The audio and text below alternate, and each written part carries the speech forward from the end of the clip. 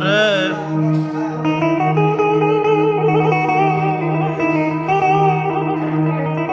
Bilmirəm mən necə doldurum şarı, bu əziyyətin pulları hanı, pulları hanı?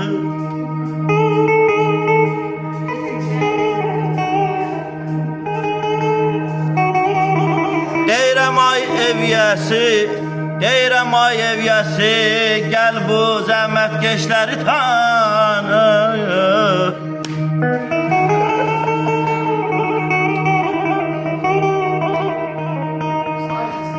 Halal zəhmətinlə qazanan dünya,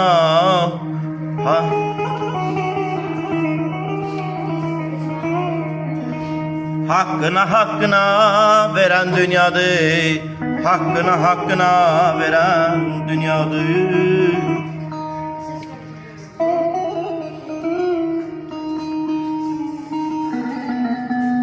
İnsan var gün boyu bekar dolanır,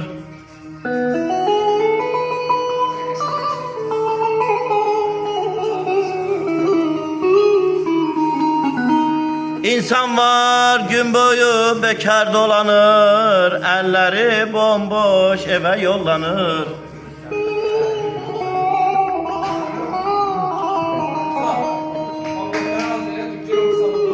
İnşallah zəhmətkeşlər tapsın haqqını, canı sağ olsun zəhmətkeş insan, canı sağ olsun zəhmətkeş insan. Zəhmətkeşlərin qədrini bilin. Eşq olsun zəhmət.